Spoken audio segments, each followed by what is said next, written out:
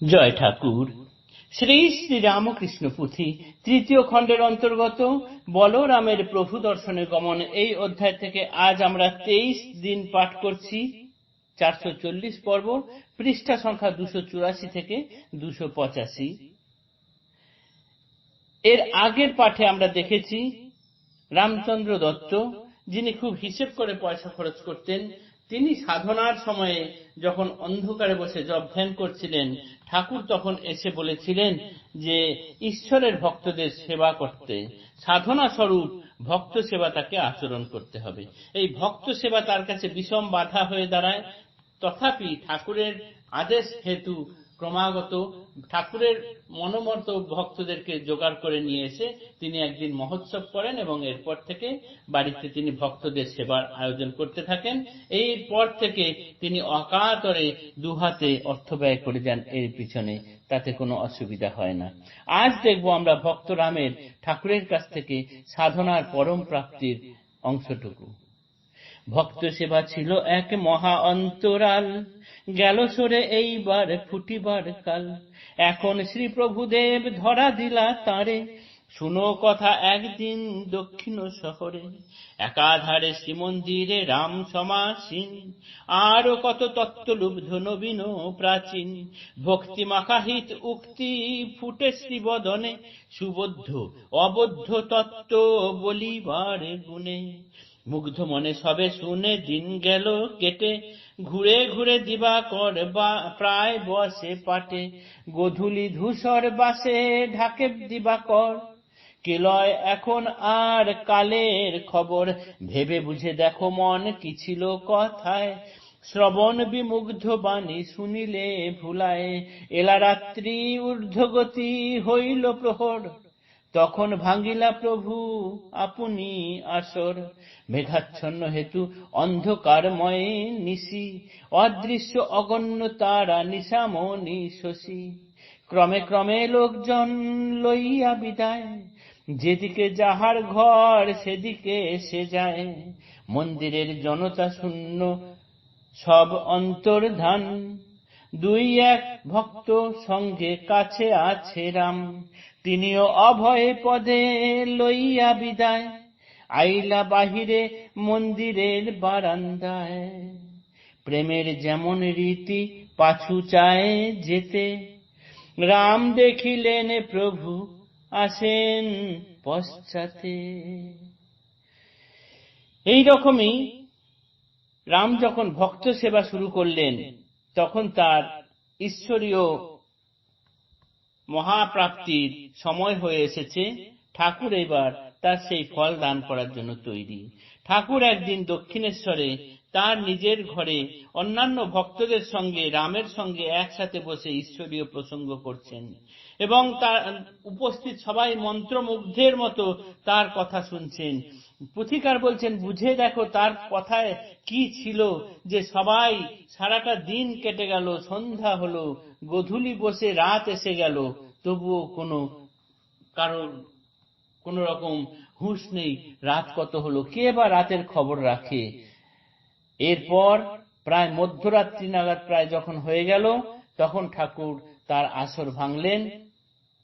মেঘাচ্ছন্ন রাত, অন্ধকার ঘুরঘুরটি চারিদিক, একটি তারা নেই আকাশে, চাঁদের দেখা নেই। এই অন্ধকার রাত্রে আস্তে আস্তে যারা যারা ঠাকুরের কাছে এসেছিলেন সবাই যে যার দিকে বেরিয়ে চলে গেলেন। দু একজন মাত্র রয়েছেন, মন্দির জনতা শূন্য, সবাই বেরিয়ে গেছে। এই দু একজন ভক্তর সঙ্গে রামও এগিয়ে চলে আসছেন বাইরের দিকে। প্রেমের যেমন রীতি সবসময় পিছনে পিছনে যেতে চায়, ঠিক রাম যখন বেরিয়ে আসছেন হঠাৎ করে পিছনে তাকালেন, দেখলেন তার পিছনে পিছনে ঠাকুর এগিয়ে আসছেন। এইখানেই সব যেন ঘুরে গেল। প্রেমের যেমন রীতি পাছু যায় যেতে, রাম দেখিলেন প্রভু আসেন পশ্চাতে। পরম পুলক চিতে ফিরে আসে রাম, যুগল চরণে পুনঃ করিল প্রণাম। ছুটে এসে ঠাকুরের পা ধরিয়ে জড়িয়ে পড়ে তিনি আবার প্রণাম করলেন। ধরি কল্পতরু রূপ প্রভু ভগবান, বলিলেন ভক্ত রামে কি বা চাও রাম। রূপেতে কি ফুটে রূপ কি রূপ কথায়, কিছুই আভাস তার ক নাহি যায়।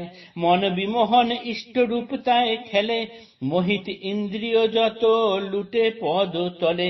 সুন্দর সুঠামে নাই রূপের ঠিকানা, সতত বিভরে হেরে আখির কামনা।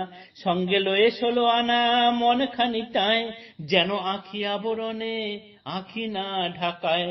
কি বাঁচাও বাক্য মধ্যে কিরূপ বাহির, নাসিল পশিয়া হৃদে আধার তিমির। নূতন নয়ন দিয়া দেখাইলা রামে, বাক্যে ধরে যত তেজ যত রূপ ঠামে।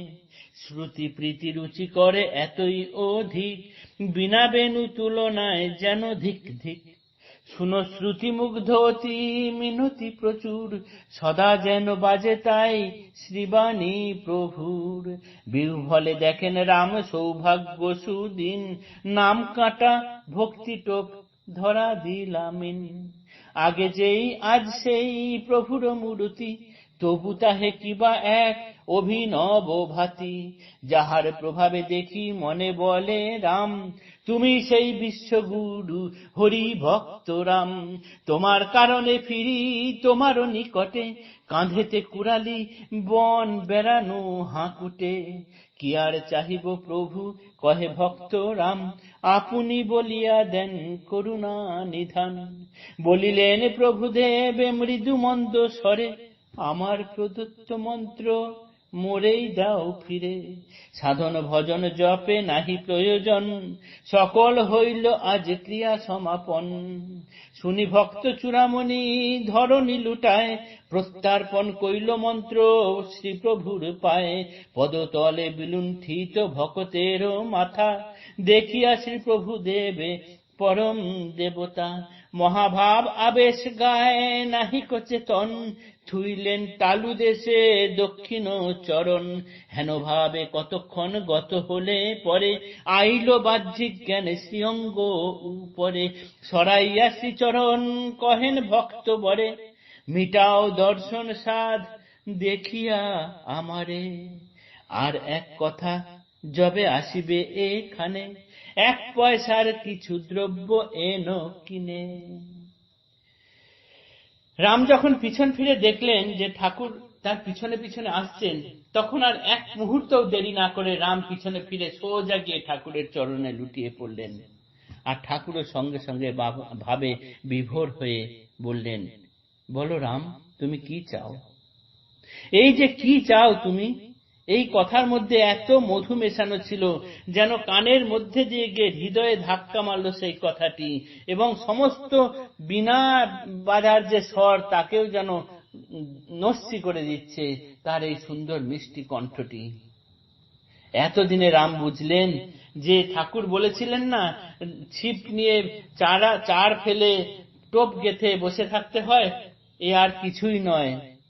ঠাকুর হলেন, এই নামই হলো কাঁটা, ভক্তি হলো টোপ, আর ঠাকুর হলেন সেই মিন।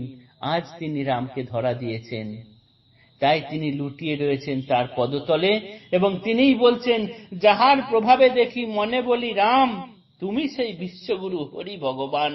তোমার কারণে ফিরি তোমারই নিকটে, কাঁধেতে কুড়ালি বন বেড়ানো হাঁকুটে। কাঁধে কুড়াল নিয়ে আমি গোটা বনময় খুঁজে বেরিয়েছি, তোমাকেই আমি খুঁজেছি তোমার কাছে থেকে থেকে, তবুও বুঝতে পারিনি। কাজেই আমি কি চাইবো তুমিই বলে দাও আমার কি চাওয়া দরকার। ঠাকুর তখন বললেন, তুমি যে ইষ্টমন্ত্রটি আমার কাছ থেকে পেয়েছো স্বপ্নে, সেটিই আমাকে ফিরিয়ে দাও। রাম তখন তার পদতলে প্রণাম করে ইষ্টমন্ত্রটি প্রত্যার্পণ করলেন। ঠাকুর এবার বললেন, এইবার তুমি আমাকে দেখে তোমার দর্শন স্বাদ মিটিয়ে নাও। সে কি অপরূপ রূপ রাম নয়ন করে দেখছেন। ঠাকুর তখন মিষ্টি কণ্ঠে বলছেন, আরেকটা কথা, যখন এখানে আসবে তখন 1 পয়সার কিছু কিনে এনো। জয় ঠাকুর।